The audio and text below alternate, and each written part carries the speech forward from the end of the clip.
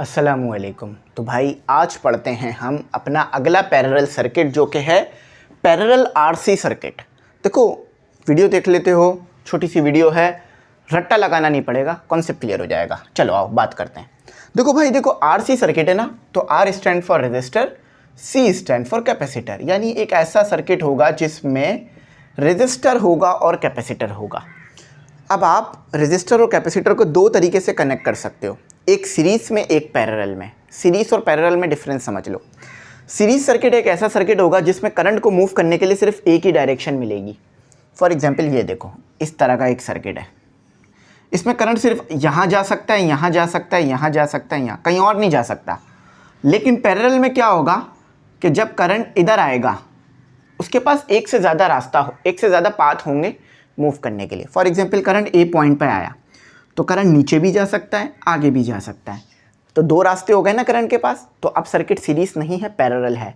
Series और parallel में difference करना है तो कैसे करोगे? सीरीज़ में करंट को मूव करने के लिए एक ही डायरेक्शन होगी, यानी आगे जाता रहेगा, कहीं और नहीं जा पाएगा। अब आप बोलोगे सर वो नीचे की तरफ आ रहा है। देखो वो नीचे की तरफ आ रहा है लेकिन वो कहीं और जाना चाहिए। फॉर एग्जाम्पल उसको अपना दो पाथ मिलने चाहिए मूव करने के लिए, दो पाथ। देखो अगर मैं ये हटा दूँ, सीरीज सर्किट बना देते हैं, क्या वो ए पॉइंट पर आने के बाद कहीं और जा सकता है? पीछे जा सकता है? पीछे तो नहीं जाएगा ना, आगे जा सकता है। अब आगे में कहाँ जाएगा? नीचे, और तो कहीं नहीं जा सकता, सर्किट सीरीज है। लेकिन अब वो यहाँ पर आके आगे जा सके तो ये पैरेलल हो जाएगा। ठीक है, तो अभी सर्किट हमारे पास कौन सा है? पैरेलल है। तो इसको ज़रा मिटा देते हैं। ठीक है, अभी सर्किट हमारे पास कौन सा है? अभी सर्किट हमारे पास पैरेलल है। अब पैरेलल कैसे? करंट यहाँ से निकला IS, आगे गया, ए पॉइंट पर आया। ए पॉइंट पर आने के बाद क्या उसके पास एक ही रास्ता है कि वो नीचे चला जाए? नहीं, उसके पास दो रास्ते हैं, कि वो नीचे चला जाए या सीधा चला जाए। तो देखो वो यही करता है, कुछ नीचे जाता है करंट, कुछ सीधा चला जाता है। तो जो सीधा जाता है वो भी हमारा IS कह लेते हैं। तो यहाँ पर जो करंट आया अब वो C हो गया। पिछला सर्किट पढ़ा था जो RL था, यानी यहाँ रेजिस्टर, यहाँ पे इंडक्टर लगा हुआ था, लेकिन ये कैपेसिटर है क्योंकि RC सर्किट है। तो ये कैपेसिटर, ये रहा रेजिस्टर, ये रहा कैपेसिटर। ठीक है, तो और ये बात भी आपको पता है कि जो पैरेलल कनेक्शन होता है इसमें वोल्टेज सेम रहता है। जो वोल्टेज यहाँ आ रहा है वही वोल्टेज यहाँ आएगा, वही वोल्टेज यहाँ भी आएगा, जो कि हमारे पास VC होगा। तो VC इक्वल टू VS, बाकी ये तो लिखा हुआ है कि VR इक्वल टू VS। ठीक है, समझ में आ गया कैसे हो रहा है? अब यहाँ पर आ जाते हैं कि भाई करंट का क्या होगा। देखो करंट दोनों में सेम नहीं होगा, सही, ये बात लिख लो यहाँ पर। जो करंट यहाँ से निकला IS, वही करंट नहीं गया IR में, बल्कि क्या हुआ, थोड़ा करंट उस तरफ भी चला गया कैपेसिटर के पास। तो इसीलिए जो करंट है आपके पास कैपेसिटर में और रेजिस्टर में और सोर्स में, वो तीनों की अलग अलग वैल्यूज़ आएंगी। इसके बाद वाली वीडियो आएगी जिसमें मैं आपको फेज़र के ज़रिए से, फेज़र डायग्राम यानी वेक्टर डायग्राम के ज़रिए से ये जो वैल्यू है IS की निकालना सिखाऊंगा। और इसी तरह फिर आप IR और IC की वैल्यू भी निकाल सकते हो। तो उसके लिए आपको थोड़ा सा वेट करना होगा, बाकी सारी चीज़ें आज पढ़ लेंगे। ठीक है, अब आते हैं, हम बनाते हैं डायग्राम। हमने पिछली भी डायग्राम बनाई थी तो उसको याद रखना, जो RL में बनाई थी। आई होप आप वो वीडियो देखने के बाद ये वीडियो देख रहे होगे। अगर नहीं देखी है वो वीडियो तो लिखना पैरेलल RL, R की जगह लिख देना, R के बाद लिख देना L। तो ये देख लेना वीडियो, ये डायग्राम वहाँ पे समझ में आ जाएगी। यहाँ भी समझाऊंगा, टेंशन नहीं लो।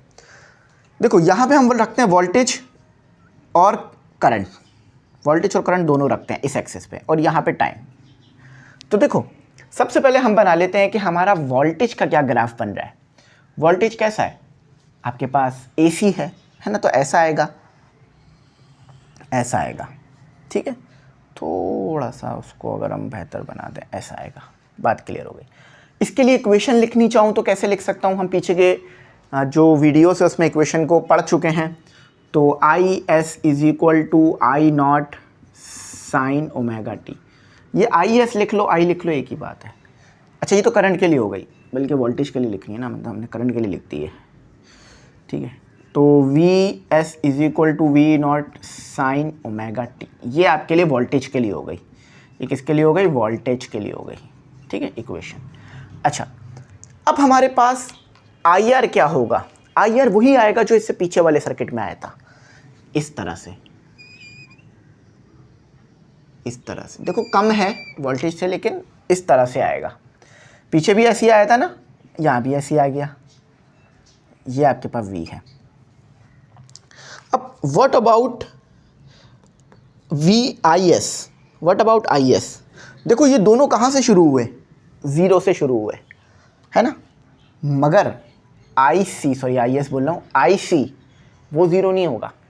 देखो IR में जो करंट था वो इस ग्राफ की मदद से निकल जाएगा, मगर जो करंट आपके पास होगा IC में वो 0 नहीं होगा, वो मैक्सिमम होगा।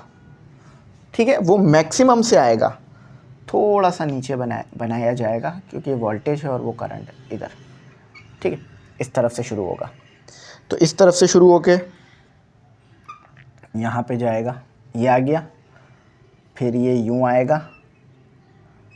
ठीक है, देखो ये यहाँ पे 0 है, लेकिन ये यहाँ पे मैक्सिमम आ रहा है, तो इसका मतलब क्या है, 90 का डिफरेंस चल रहा है। एक चीज़ 0 आ रही है तो एक मैक्सिमम आ रही है, क्योंकि यहाँ पर क्या होता है π/2 और यहाँ पे पाई, तो π/2 को पाई से माइनस करोगे तो क्या आएगा आपके पास, नेगेटिव π/2 हो जाएगा, यानी π/2 हो जाएगा, 90 का डिफरेंस आएगा। ठीक है, तो फिर ये आपके पास ऐसे करके गया, ऐसे, ये जो है, ये जो लाइन जा रही है ये IC की जा रही है। तो लेगा यहाँ पर क्या है, लीड है। लीड का मतलब क्या है कि एक चीज़ आपके पास मैक्सिमम में है और दूसरी चीज़ उसी वक्त 0 है, तो क्या है, लीड चल रही है। देखो ना, याद रखना इस बात को, वैसे भी आप देख सकते हो और याद भी रख लो कि अगर एक चीज़ 0 पर है और एक चीज़ मैक्सिमम में है Y एक्सिस पे, तो इसका मतलब है उन दोनों के दरमियान 90 का गैप है। अब वो गैप लीड में भी हो सकता है और लैग में भी हो सकता है। लीड में क्या, पॉजिटिव में है। देखो ना, हमने पिछला पढ़ा था, अगर मैं उसे बना दूं तो वो यहाँ से शुरू हुआ था, यहाँ से शुरू हुआ था, जो कि हमारे पास था IL। तो वहाँ पे क्या था, 90 का लेट था, मतलब वहाँ पे 90 का लैग था। ठीक है, और यहाँ पे 90 का लीड है। लीड से मुराद ये आगे है, IC करंट आगे है, क्योंकि जब ये 0 है तो ये मैक्सिमम पर है। ठीक है, तो अब इक्वेशन लिख लेते हैं। IR के लिए इक्वेशन सेम रहेगी इस तरह से, I sin ओमेगा t।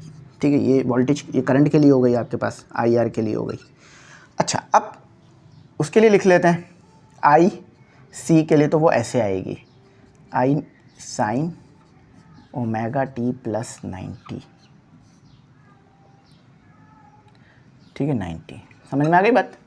अच्छा, अब इनकी फेज़र बनाते हैं। फेज़र डायग्राम वैसे ये आ गई है, अब वो स्ट्रेट लाइन में बनाते हैं। एक और फेज़र बनाते हैं डायग्राम, देखो इस तरह से। ये आपका वोल्टेज आ गया, ये आपका वोल्टेज आ गया, ये आपका IC आ गया, बल्कि ये वोल्टेज आ गया, यहाँ से लेकर यहाँ तक वोल्टेज आ गया।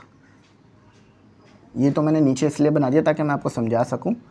यहाँ से लेकर यहाँ तक वोल्टेज आ गया जो कि V है, और यहाँ से लेकर यहाँ तक IR आ गया। अब इसको ज़रा इससे कंपेयर करो, इसको ज़रा इससे कंपेयर करो। देखो ये 90 पर है, ये यहाँ पर मैक्सिमम पर है, यहाँ से लेकर यहाँ तक वोल्टेज है, तो देखो ये पूरा वोल्टेज है V, और उससे कम IR है, तो देखो उससे कम IR आ गया। ठीक है, तो इसको ऐसे याद रखना। तो ये था आपके पास basic concept parallel RC circuit का। तो I hope parallel RC circuit भी आपको वैसे ही समझ में आया होगा जैसे इससे पहले हमारे को RL सर्किट समझ में आया था। अब इसके बाद वाला जो हमारे पास टॉपिक है वो है पैरेलल RLC सर्किट। मतलब क्या है, वोल्टेज भी होगा, सॉरी इंडक्टर भी होगा, कैपेसिटर भी होगा, रेजिस्टर भी होगा। तो उसको पढ़ते हैं। बस इस डायग्राम को इग्नोर मत करना, हार्ड लग रही होगी मुझे पता है, लेकिन इसे इग्नोर मत करना। मैंने जो बात बोली है वो समझना, ठीक है। और इसके पीछे के कॉन्सेप्ट आप पढ़ चुके हो कि क्यों करंट जो है वो आपके पास मैक्सिमम आ रहा है। पिछले में करंट मिनिमम था क्योंकि मैग्नेटिक एनर्जी की वजह से, मैग्नेटिक फील्ड स्टोर होने की वजह से इंडक्टर में करंट मिनिमम था। यहाँ पर जब कैपेसिटर में आप कैपेसिटर को जब आप वोल्टेज देते हो ना तो उसको करंट मैक्सिमम मिलता है, फिर वोल्टेज जो है वो कम होकर बढ़ना शुरू हो जाता है। तो ये सारी पीछे आप पढ़ चुके पीछे कि वोल्टेज कैपेसिटर में क्या होता है कि जो करंट है वो मैक्सिमम आ रहा होता है और वोल्टेज जो है वो ज़ीरो से फिर बढ़ना शुरू हो जाता है। और कब तक बढ़ता रहता है कैपेसिटर पे वोल्टेज? जब तक कैपेसिटर पूरा चार्ज ना हो जाए। हम पीछे पढ़ चुके हैं इसे, ठीक है। आई होप मुझे आपको याद होगा, ठीक है। तो इसको यहीं तक रखते हैं। अब इसके बाद पैरेलल RLC सर्किट पढ़ते हैं, वो पेपर के लिए मोस्ट इंपॉर्टेंट है। अब वो जब तक समझ नहीं आएगा जब तक ये दोनों आप समझोगे नहीं, तो इन्हें भी समझ लेना। चलो उसको पढ़ते हैं। उम्मीद करता हूँ मेरी बात समझ आई होगी। Thanks for watching. अल्लाह हाफिज़। कीमती दुआ में ज़रूर याद रखना।